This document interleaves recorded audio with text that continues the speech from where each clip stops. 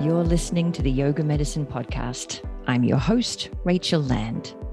This podcast brings you information and resources to enhance the therapeutic effects of your practice based on a deeper understanding of anatomy, physiology, and the integration of modern science and research with traditional practices and experiences.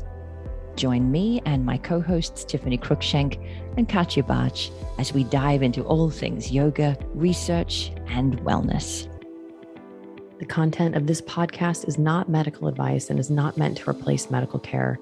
Please consult your healthcare provider to determine what is best for your unique healthcare needs.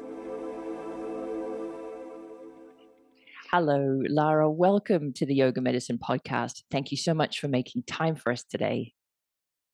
Thanks for having me. It's a privilege to be here. I'm looking forward to this conversation. I feel like I say that every week, but I pretty much always do look forward to the conversations. But this one I think is really interesting because it's something that really touches a lot of people in our communities, whether we know it or not. So I'm really interested to hear your take and your thoughts on how yoga can help. So maybe we start with a little bit of background on why I'm talking to you about yoga and addiction recovery. I believe you have both personal and professional experience with addiction. Do you want to talk us through a little of your history? So I just celebrated in April this year 20 years clean and sober. So, Woo-hoo. and I say that because I know, right? And I'm not older, which is amazing. And I say clean and sober because I was both an alcoholic and a drug addict. So, and I can get a little bit more into kind of like not necessarily the distinctions of that, but kind of more of the collective of that idea.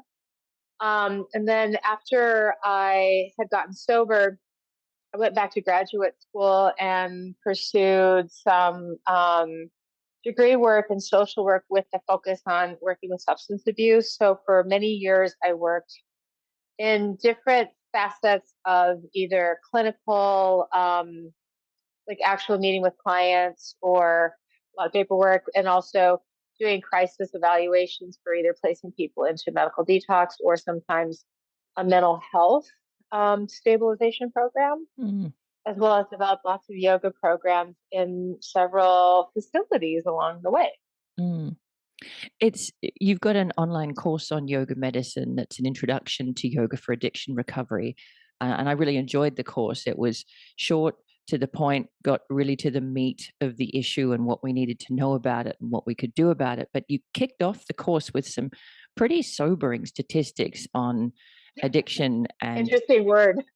Yeah, well, yeah, I didn't even think about that. Unintentional fun. I know, yeah. I didn't even realize. But yeah, what's the scope of the problem? I suspect it's bigger than people think. Well, so I was looking back at some of the statistics. So unfortunately, right now, I don't have access to some that I had at the time because I was working in a clinical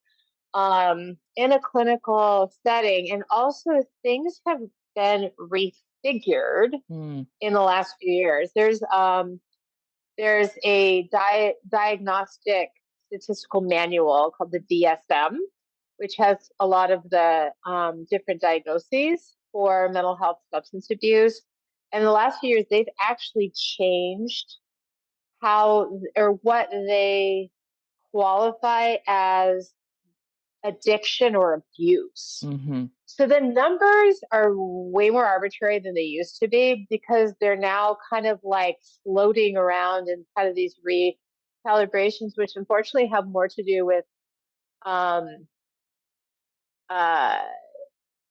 authorization for insurance or payment criteria now. So, but basically, as far as the death or substance abuse, addiction, alcoholism is escalating every year by about 3 to 4 more %.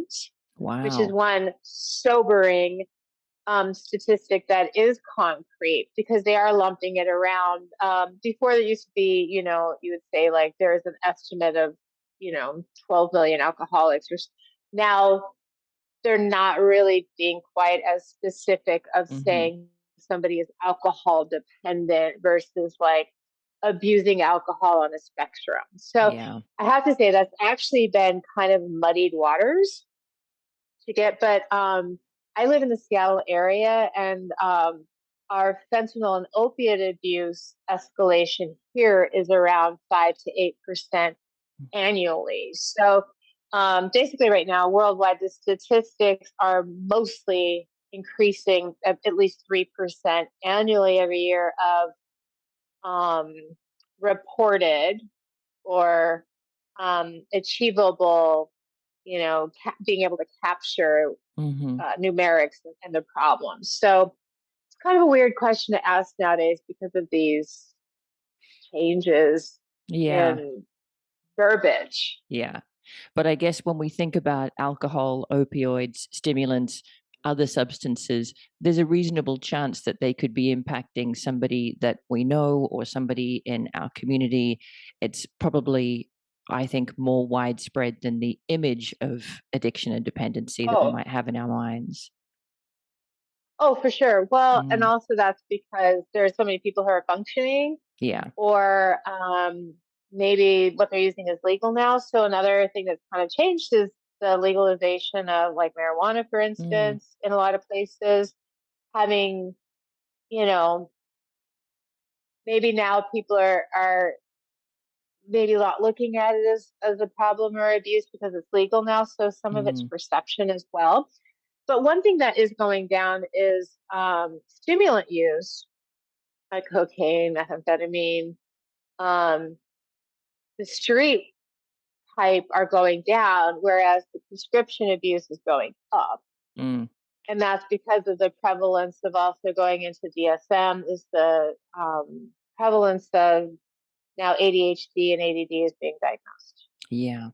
And a lot of people, So according to what I hear anyway, are using those kinds of prescription stimulants to help them study and help them focus at work. And yeah, yeah. yeah. So you've mentioned So perception, and I again, think that's a huge part of it is whether we perceive our use as being abuse or not. And I think probably all of us have some capacity to identify with addictive behaviors, even if it's just with our smartphones.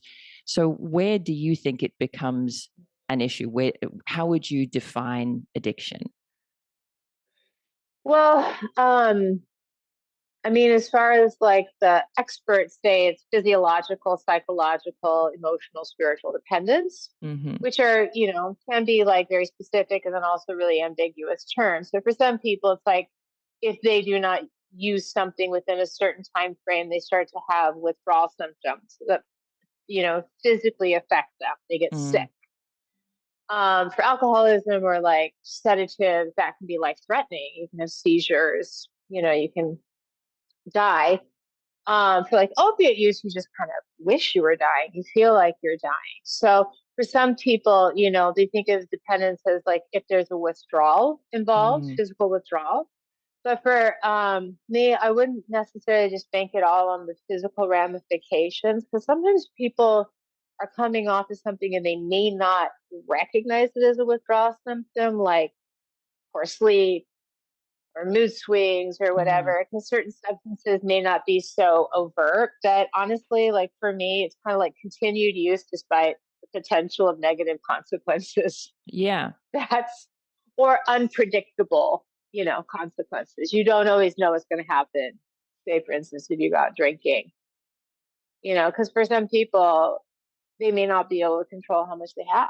They might say, I'm going to go out, but they may not be able to like literally just go and have those 2 drinks with their friend. They might be blacking out and, ending Mm. up in like 3 bars, Yeah. I making think new that's a best really friends. helpful distinction because it kind of highlights the fact that this could be physical and physiological, but it could be mental and emotional, psychological. And either way, Yeah. it's a problem. Yeah. Well, and preoccupation. Like if you Mm. spend a lot of time thinking about something when you're not using it, that's also I mean, I think about yoga a lot. I'm not practicing yoga, but you've got to think about like is there a cause and effect? So if you Mm. use, what are the effects? So if you have a lot of preoccupation thinking about something where there's going to be negative consequences, possibly that's also maybe an earlier stage indicator, or Mm. for some people who are just managing. Yeah, that makes sense. And you've mentioned some of those withdrawal symptoms, and it's something I hadn't thought about until taking the course online. That addiction itself Yeah. sounds like it can be a really horrible journey, but at least to begin with, recovery and withdrawal sound pretty horrific too. Do you want to talk about some of the other symptoms that people might experience when they're going through withdrawal and then recovery? Yeah. So when I was working in the hospitals and determining where people would go, a lot of it was hospital based detox for the most part, to kind of think about the signs and symptoms and if they needed a medical management, because some, like alcohol dependence, like benzodiazepines like Valium and such, those do come with like the kind of withdrawal symptoms that could be seizures and deaths. So they do have to Mm. be medically managed.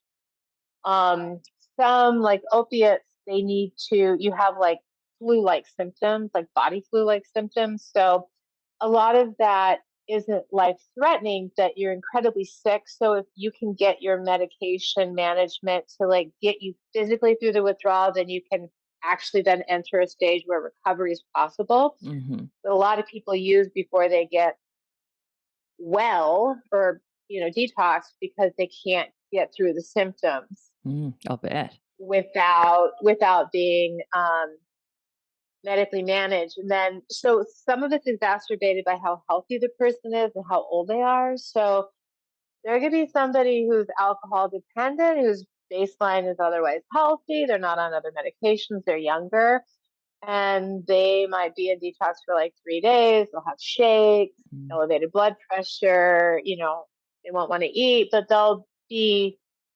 stable after like 72 hours. Where the older, kind of late stage alcoholic, who could have liver damage and could be on a bunch of other medications, and or is using other substances, their detox symptoms could be more chronic, more threatening, and last a lot longer. Mm. For stimulant, it's really psychological, like sleeplessness, dreams, preoccupation, just really that mental manifestation of craving. So usually it has to do with sleep and mood. And then people don't think that marijuana has withdrawal symptoms, but it really does. So for people who are coming off of like maybe smoking weed daily for a while, um, there's a lot of sleep disturbances, a lot of lucid, kind of strange dreaming, because those are fatty soluble, cells that have absorbed these chemicals. And so literally when you stop taking something you've been doing for a while, we know so much from yoga medicine, or like movement with connective tissue and getting, movement through the joints and fluids. It's like it has to get out, it has to move, it has to be eliminated through its elimination process. Mm. Um, so I mean, obviously, well, alcohol um, and sedatives are the ones that are really scary, Mm. that really need medical management, and then everything else is kind of less fatal, but could inhibit somebody from actually entering recovery because they can't get through. Yeah. And it's even stuff like, tripping, like unsteady gait. You know Yeah. what I mean? Like your balance being off, and just mood swings, peaks and valleys, anhedonia, feeling very blah, Mm. nothing making you happy, poor appetite or increased appetite, Mm. things that most people think are luxury problems. But if you're working mentally, Mm. those luxury problems feel huge. I'll bet. So when it comes to getting yoga involved in the recovery process, assuming somebody is medically safe, medically cleared to practice, what are some of the ways that yoga can help? Because this isn't sounding like, someone who's going to be running to their yoga mat, really excited to be moving and breathing. And yeah, what role can yoga play? Well, I know. Um, So I actually started doing yoga about 2 months before I got sober because a friend of mine had gone to a training and she needed to practice students, and we were bartenders together of all things. And I had a very bad cocaine problem at the time, and I was drinking heavily and pills and smoked weed daily. So I was like, I'm a perfect yoga student. So I'm kind of an anomaly, but I remember the first time I got on the mat and she was like leading us through pranayama, and I went, I can't breathe. I cannot breathe. I mean, one of the first and foremost things is that honestly, like, kind of just highlighted the simplicity, but the beauty and the value of breathing like evenly, because I had a lot of congestion problems. My sinuses were trashed, and that was a huge aha moment to have somebody highlight to me that the value, like something being like such a heart of something, breath, was something that I couldn't access Mm. without feeling a little bit like I was like looking in the mirror. And Only, you had this was something that you'd not been forced to notice in your daily life. It wasn't until you came to no, yoga practice that you were like, wow, I had not even noticed yeah, that I can't breathe properly. no, no, because I mean, autonomically, I was alive. I was doing what I needed to do, but there was like, let's focus on this. So, um, first and foremost, that's not for everybody who's got, maybe those certain substance uses, but it's just then it really started to kind of make me go a little bit deeper in just my health and just acknowledging the fact like I had limitations to this amazing body, and I was taking for granted that I could just do things to it and it would the next day bounce back and allow Mm. me to continue. Um, it also gives people, I think, a time to, um, just connect with again the actual pride in having this suit of ours again. That these, she was teaching more of a gentle variation. At the time, I was 29, and so I was still physically pretty, actually pretty. I was able to kind of jump in physically quicker than say maybe if I'd gotten sober a lot older, but I still was kind of like, whoa, I hadn't really thought about, movement with breath, or, the value of my spine moving in certain directions, or even the fact like it balancing on one foot and the ramifications of concentration, or even being able to focus and not have thought, craving, guilt, shame, like swirling around me. Do you feel like that played So, some part in your recovery, like a little seed was planted? oh, most definitely. Hmm. Absolutely. Yeah. In the series of events that led up to that, other people either not being able to get sober, stay sober. A friend of mine died because of his addiction. So I do think it was all incredibly purposeful how it came about in the timing of things. I never say that yoga got me sober, but yoga absolutely contributed to me getting sober. Mm. And then in 12 steps, in the 12 steps of AA or NA or CA or any of the, anonymous type programs, the 11th step is, thought through prayer and meditation. And so for people who maybe are not necessarily, spiritual yet, the idea of meditation, no matter how big or complicated it seems, it's a tangible solution to kind of help people on the recovery process. And so Mm. yoga's kind of known for its meditation. So I also was like, wow, well, that's very convenient. I've heard that's good for me. So you kind of, I'm hearing some themes come out of you being present to your body, maybe for the first time in a long time. Um, and on the Mhm. one hand, feeling grateful for the things that you could do. And on the other hand, noticing things that you hadn't even realized were difficult. So that sounds really Yeah. potent. And then there was that sort of control and coordination and balance and focus and forcing your Mhm. mind to be in the same place as your body, same place, same time, which, doesn't always Yeah. happen.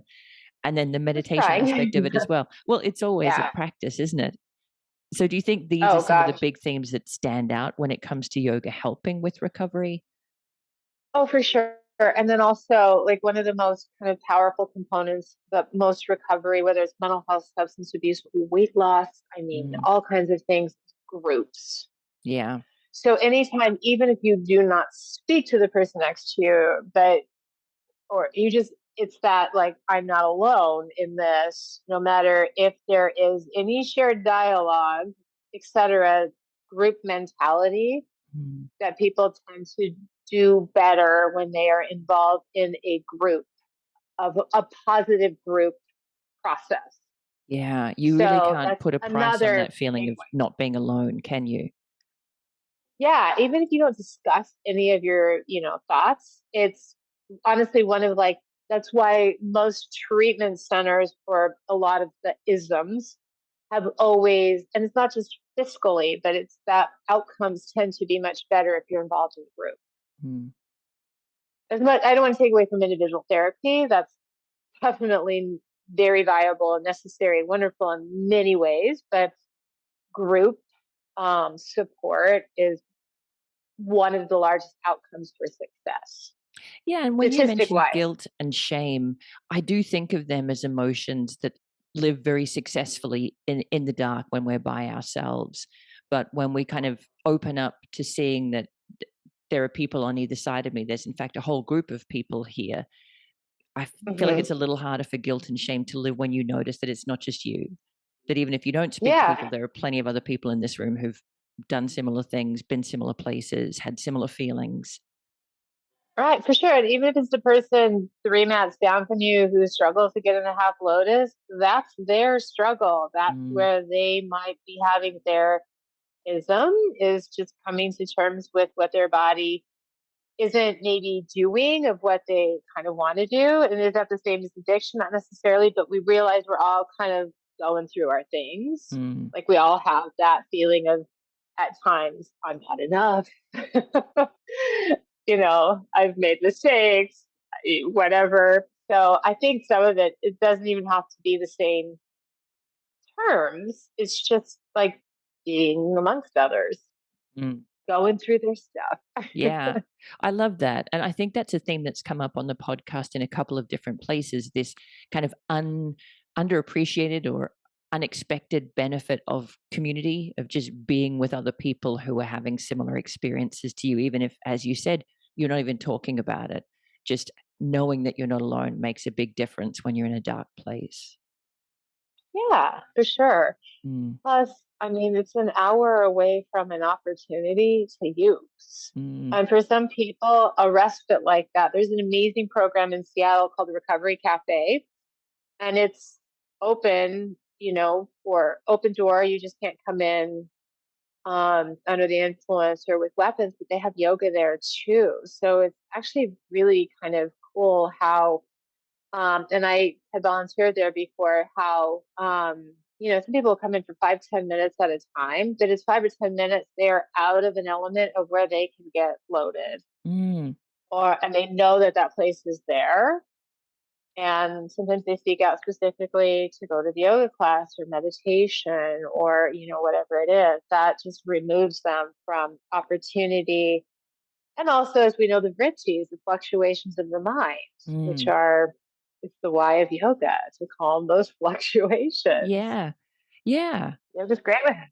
Yeah. Yeah, I mean, you've highlighted some things that I hadn't expected. I hadn't really thought about the community aspect, and I hadn't even thought about the simple logistics of 30 minutes, 45 minutes, 60 minutes doing yoga is 30, 45, or 60 minutes that you're not out doing something else. And even that, I imagine, Yeah. makes a difference when you add those minutes up over time and realize that you can Yeah. actually cope.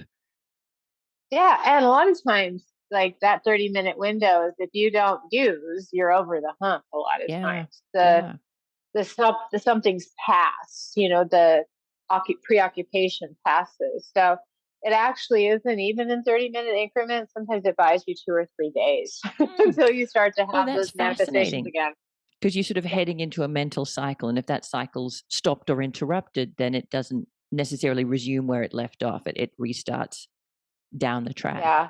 Oh, that's interesting. Yeah. It was really fun because when I first got sober, like a lot of my friends and I would just kind of goof around and just do yoga in my living room a lot of times to kind of teach each other too. So it was all these like, I mean, we were all kind of like a little bit kind of punk rock, hipster type Seattle life at the time. And, normally would have been maybe at a show or whatever in a back alley partying. And here we are doing yoga.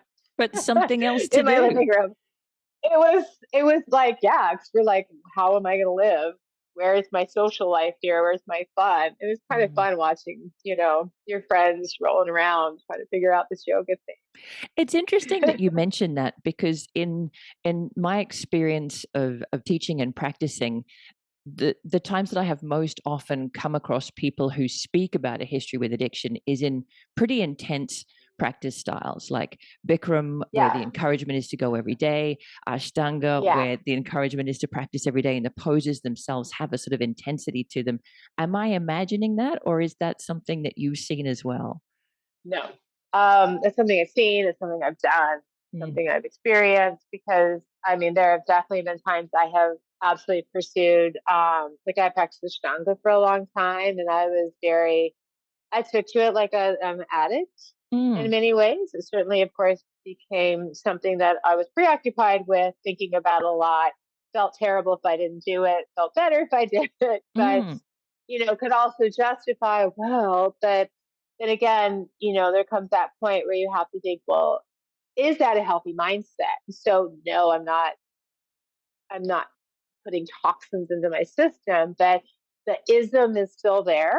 So you have to kind of think about that from maybe taking a little bit of a break. But a lot of addicts who get sober do become a lot of either exercise addicts or food addicts. So, I mean, we're constantly trying to revisit, I call it the ism because it's alcoholism, or gambling, or whatever it is, like we're still left with us.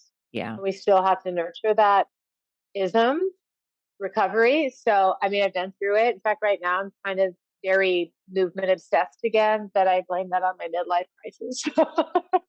But I also, kind of like, oh, post-COVID midlife crisis, like let's live. But it's very common. It is really common. Or people like get a lot of tattoos. I was a cigarette smoker when I was using, and then it took about a year after getting sober before I quit. But when I first got sober, even though I was going to yoga, I was smoking heavily. Going like, I'll deal with that later. Right now, I need to get this gone and build a foundation and figure out where the heck I'm going. And that makes sense to me, because you don't want perfect to be the enemy of progress. Like maybe I'll be addicted to cigarettes for a time. Maybe I'll be addicted to yoga for a time, but at least I'm making steps in a more positive direction. Yeah. Well, and a lot of people too, the joke is, you become like a caffeine and sugar addict, but those, coffee and cookies and donuts are at a lot of 12-step meetings because they do kind of give people that brief rush that can sometimes keep people in their seats, meaning the meetings or the recovery. It's not necessarily healthy, it's very short-term satisfaction, but it's that kind of brain, we've done yoga in the brain, we've done a lot of, central nervous system studying. And so we understand like everything is in your head. So if you give yourself sugar or caffeine and more doses, then it kind of does stoke that part of your brain that once needed fulfillment with maybe, A substance. Jack Daniels. Yeah. There's a lot of sugar. There's a lot of sugar and alcohol. And a lot of people who are alcoholics or using other substances weren't exactly eating properly. So all of a sudden, when you get sober, you're either going to have a lot of eating preoccupation, meaning like loss of appetite, or just voracious. So that also comes with, another thing as well, because you take something away, you want to put something back, but you don't want it to just be like thing that's not necessarily going to better you. Yeah. In the short term. That makes sense. So going back to how yoga can help with the recovery process, I feel like a lot of ideas have come out already. That process of actually being in your body, maybe for the first time in a long time, maybe noticing some things that you're grateful for, maybe noticing some challenges that you're facing, interrupting the cycle of preoccupation, maybe for a longer time than the class itself. We've talked about the power of being with other people who are going through similar things and feeling like you're not alone. We've talked about giving you something else to focus that sort of attention seeking, that hungry kind of dopamine seeking pathway. And we talked about meditation too, but I imagine when you're newly sober or when you're in withdrawal, you might not be the perfect candidate to sit still and focus and meditate. So what are some sort of general guidelines that you might give for somebody who's creating a yoga program for somebody who's in recovery? Absolutely. Best question. So if you're in a facility, none of the classes I ever taught were over 20 or 25 minutes. Okay. Because the attention span is, it's certainly something to really prioritize. And you may or may not have the physical endurance too. Maybe you do if you're 29, maybe you don't if you're 59. Absolutely. Absolutely. But the attention span, definitely. You also need to have kind of a forgiveness or an open door policy, meaning in that if a student comes in, that they are welcome if it's quiet, like just that parameters, they can leave 15 minutes in if something comes up, if they're not comfortable, if they are feeling lightheaded, etc., or overwhelmed.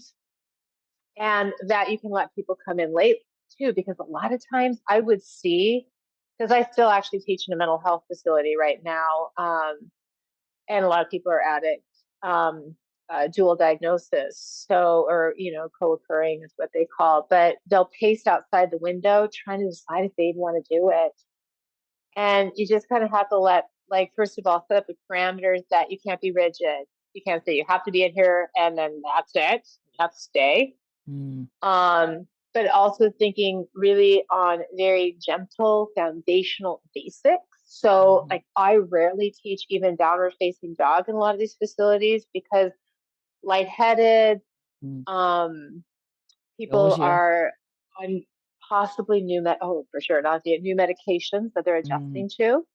So definitely a lot of nausea, a lot of equilibrium. So a lot of really more mat down or chair even introductions. But when I set up a program in an adolescent inpatient facility, so, oldest was 19 at the time, youngest I think was 13, which 13 to 19 is a huge difference in the adolescent world. But anyways, it was interesting because a lot of the girls there, teens, wanted things that were going to make them slimmer because they were getting sober and all of a sudden they were eating. But I didn't teach we're going to do Utkatasana lunges, but it was also like being aware of your audience, your clientele, your students, and some of the things that they're going to be worrying about. Yeah. Whereas like the male adolescents, you show them crow and they're hooked. Yeah. Because they want to be like, most of them want to do that. So honestly, it's like maybe not necessarily going, well, I mean, you shouldn't necessarily go into it with a plan all the time anyways, because you never know who's going to show up to your classes, but really doing your homework on who your students are well in advance and starting a lot more foundational. But now a lot of people have been exposed at least to yoga in some form. So whether or not they've done it before or not, it's a lot easier than it was 15 years ago. There's some level of residual familiarity. They've heard of it. They've seen it maybe. And to explain the value of it is a little bit easier. But yeah, you just got to be able to be a very open door about it. You cannot be rigid. So what you're describing really is meeting the students where they're at. So making space for them to arrive and depart, not expecting them to do things that they won't physically be capable of or that will make them feel unwell, and then giving them a little hook whether it's some gentle flow that reminds them how it feels to, move their arm or to breathe deeply, or something that's a little more exciting Yeah. if they're younger and more able-bodied, give them an outlet for their Yeah. energy. And I'd be really cautious about playing music, what music you play, because music is such a stimulant for our Yeah. emotions. So, very backgroundy. I would steer from vocals. I would Mm. definitely not pick music you like. I would definitely go with something super vanilla neutral, wallpapery. Mm-hmm. Be cautious about the things you said, like one instance was thread the needle. Well, an IV user doesn't want to hear you say thread the needle. That's going Mm-hmm. to take them possibly into the spiral of thinking about, their substance use. So Mm. also suggesting for somebody to close their eyes can be really scary for them because, if they close their eyes, they got taken advantage of, or they close their eyes, they feel vulnerable, Mm. or they close their eyes and their thoughts all of a sudden just go, the vritties explode. So Mm. being very thoughtful and saying, if you are comfortable closing your eyes, you can do so. If you prefer to keep your gaze soft in front of you, but again, really thinking about the the things that could upset people. Yeah. So trauma sensitivity. Yeah, for Mm. sure. And Any yeah, other you kind don't of even know cautions? sometimes. Well, unfortunately, sometimes you got to learn on the job. Ain't that the truth? um, I'm curious about yeah. meditation, though. Is that something that you teach early on, or do you kind of wait until people are familiar enough with the feeling of being in their body that there's space to hold a mantra or to count their breath? Or So a lot of times, if I will teach meditation, it'll definitely be like taking something as simple as like a battery operated, because you can't have candles in hospitals, but Mhm. battery operated candle, maybe putting in the room and just encouraging people to maybe take a look at it, just focus on their breathing. So their visual, a little bit of pratyahara, removing the Mhm. senses so that they can focus. Sometimes I'll do like chakra meditations because a lot of people get really into the chakras, Mm. or they've heard of them or seen them.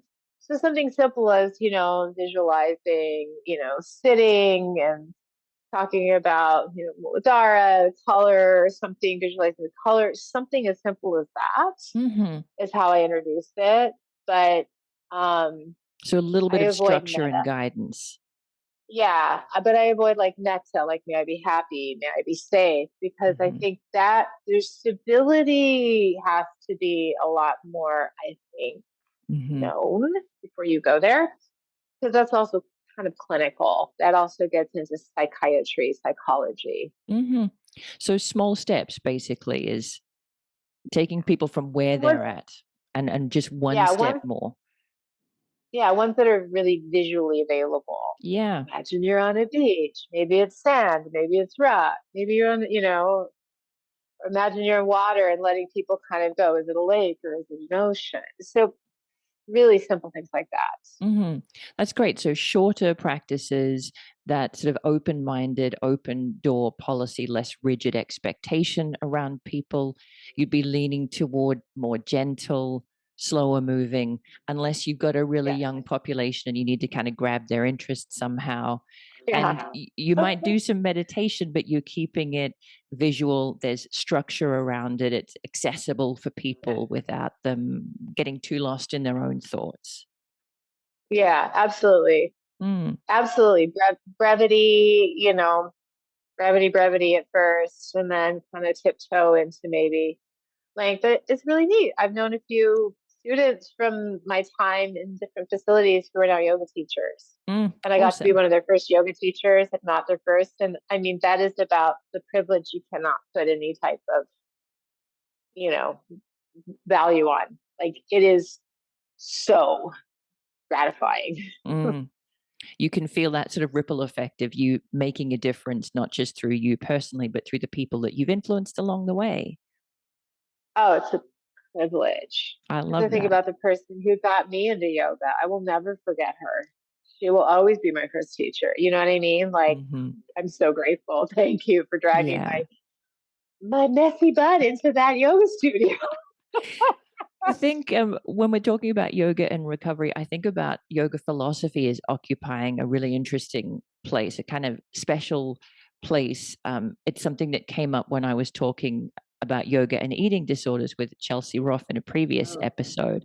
And yeah. I was kind of curious to hear your take on whether there are kind of themes that come up in yoga philosophy that you think are particularly applicable to people going through recovery.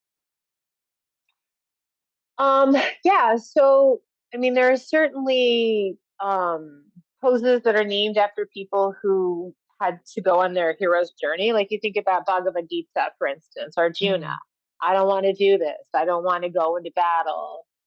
Um, and Krishna's like, but it's your dharma, you have to. And so he's on this hero's journey and he has these dilemmas and he has to work his way through with guidance and be reminded of his capabilities and such. mm, And so in and of itself, everybody, whether it's recovery or looking for employment or whatever, we're all on this kind of hero's journey at times mm, while we're transitioning in life and trying to get to a better place.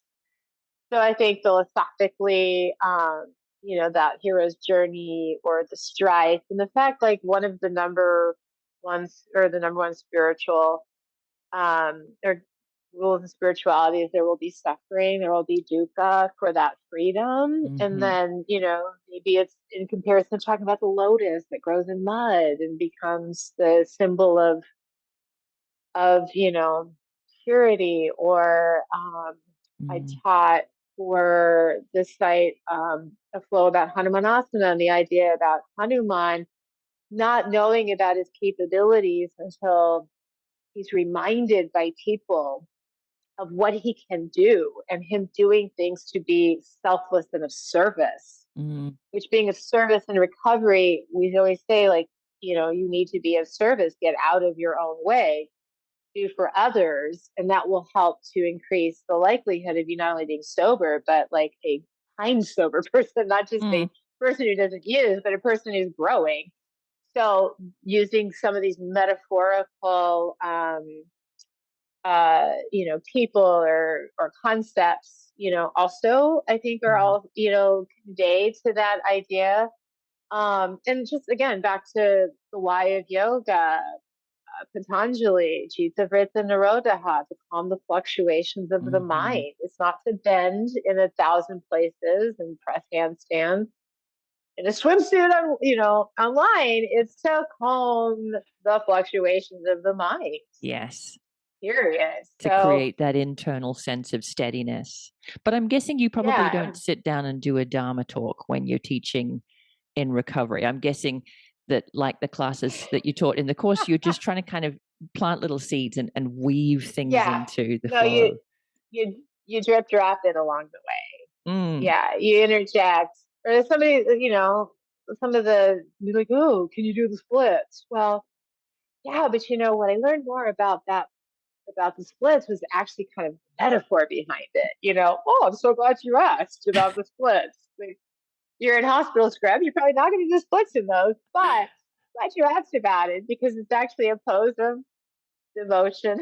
mm. Yeah, the And leap of faith. anyways, so like trying to, I guess, be ready to Mm, sprinkle a dharma seed here or there, like you said, or maybe coming in with an idea that you can sneak something in that's not too heavy and not mm. too obvious. And feels accessible you and know relevant. Absolutely, absolutely. You did some lovely ones in the classes in your course. There were quite a few messages around acceptance of your body or yourself or the pose as it is, some things about creating solid foundations, challenging your Yeah. habits. I noticed once you even had people swap the cross of the legs and just notice how Yeah. odd it felt to challenge that habit. But it's okay. It feels different, but it's okay. Yeah. Using props as a metaphor for being Yeah. willing to ask for help or to call on support. Child's Hmm. pose, you mentioned finding a safe place to rest all of these little seeds warrior poses calling on the strength you didn't know that you had. And Yeah. with balance, it's okay to fail and try again. I could sort of see all of these little seeds that you're weaving in, that you never know which one will land with somebody and really resonate with the struggle that they're facing outside of their practice in their life. Yeah. I mean, absolutely. I think yoga, especially if you study a little bit more metaphorically, like, I don't know, you don't have to be immersed in the mythology and such, but if Mm, you have a little bit, maybe read a little bit deeper, you find these nuggets and opportunities to really kind of weave in that where mm. it's not so cerebral or forced. Yeah, people do learn That, better through stories than they do through lectures, don't they? I certainly do. Yeah, I think So, most of us do. I mean, yeah, I think so. But, there's the random person who thrives on that. But Tiffany, maybe. it's and we love her for that. Tiffany's very, very, very cerebral, but we love her. Yeah. So, but I also think too, you have to be also very boundary centered. You Mm, cannot, like, I don't go in and share very often about, people know that I'm in recovery, but they don't know much about it. I'm not going to share mhm, much about it. You have to be really boundary centered as well, because it's not about you. It's not mhm, about your experience. It's about you experience stuff so that you can help others. So mm. that's also one thing I really want to point out, is that what you know, what you've done, you just really got to keep making it clear. It is not about you. Sometimes students will like give you the opportunity. They'll say something, Mm, and then you're like, oh, wow. So that usually presents itself. mm. When it comes to yoga and recovery, are there any other kind of misconceptions that people have that you'd like to clear up, or big takeaways that you'd like to leave people with? Oh, well, so it is fiscally, the world of yoga right now is fiscally going through uh, growing pains, right? It's Mhm, very expensive now. And a lot of studios, at least where I am, are no longer around because whether it was COVID or, rent or whatever. So I think yoga's kind of going through a little bit of a renaissance right now, because it's very expensive. And I mean, at times it can be really intimidating to walk into a studio where people are wearing $150 leggings and doing mhm, all these things. So just presenting the facts to people nowadays that there is a plethora, a myriad of free, inexpensive, beginner, short to like vast and long resources online. So one of the values of COVID has been that now yoga is even more accessible, maybe not in person, but that there are now, people are discharged from a facility, for instance, that there is more opportunity for them to be able, if they have the resources, to be online, mhm. but also just knowing about, are there any donation based or free community based? Are there any karma yoga classes where the teacher is teaching for free? Yeah, there's just, maybe being aware of all, that you can refer people to free stuff in the community or online, and just options, because it can be really intimidating to walk into, Mm. a studio. Yeah, I think that's a really For important reminder that those of us who are really familiar with studios sometimes forget how scary they can be when you're new and you don't feel Yeah, like you and fit in. most people when they're getting sober have spent their money. They are Mhm, in all likelihood, a lot of times unemployed, or have spent their resources. So, mm. it's really not fiscally an option for them. Mm. Yeah, that makes sense to me. So we will link to the course in the show notes for the people who've had their interest piqued and want to know a little bit more. But you're also guest teaching on yoga medicine online this month. Anything you want to say about the classes that you have on yoga medicine online?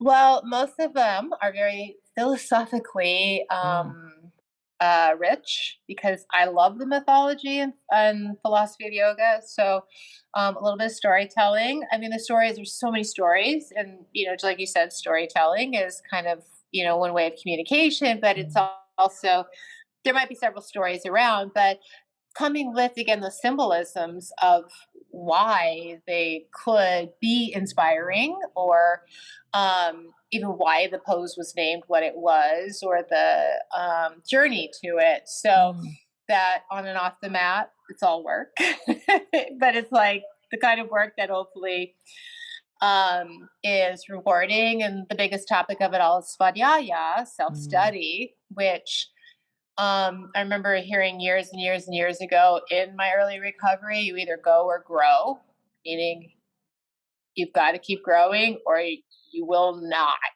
And the not is, for a lot of us, maybe we don't have one more time to not grow. That might be it. Or, back into a cycle of dark. And so, and then just a little bit of physicality, a couple playful physicalities. So anyways, I'm excited. No, that sounds intriguing. And I love that reminder that svadhyaya is such a central concept in yoga, because way back you were talking about the potential for yoga to become just a new preoccupation to replace the substance.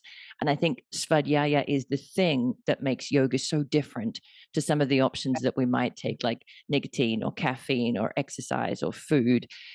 Yeah. It really does, if you stick around long enough, prompt you to start to question your own motivations and the stories that you might be telling yourself. And I'm glad that you pulled that out as something to focus on.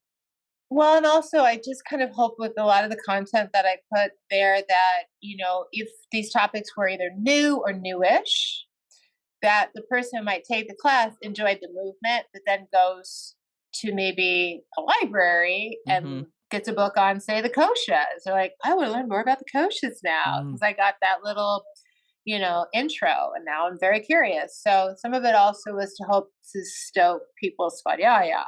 Again, planting those seeds. Right. That's great. So we'll link to the course. We will link to your teacher page on Yoga Medicine Online so that people can check out your classes. Where else would you send people who want to know more about you and what you do? Oh, geez. Well, I am a bit active on Instagram. So I'm Lara Ederer Yoga on Instagram. I teach around the Seattle area, lead training. So when I'm well behaved, my website's updated. But I'm usually pretty good about the instant gratification as an addict to put things on social media, Instagram. So I'm not an Insta addict though, thank goodness. But that tends to be like where I do a little bit more of my immediate information. We'll provide those links for people. So let's wrap up. Thank you so much for sharing your time, your experience, and your expertise with us today. The privilege, just for audience purposes, I met Rachel several years ago at Cadaver Lab. So it's always exciting to reconnect. Is that where we met? Yoga Medicine family, yeah. I've seen you in a lot of cities since then, but But that one sticks in your mind, doesn't it? The Cadaver Lab is pretty memorable. It is very memorable, yes. And to look back on my history and think about that, I was in a spot with so many capable people wanting to learn, et cetera, there. It's really kind of, again, another privilege along the way of being. And to really remind you of the preciousness of life and the intricacies of the human body. My goodness. Absolutely, highly recommend it for anyone thinking about that training. It's life-changing. Do it. You won't regret it. Well, thank you so much for your time. Thanks, Lara. Thank you. Bye, Rachel.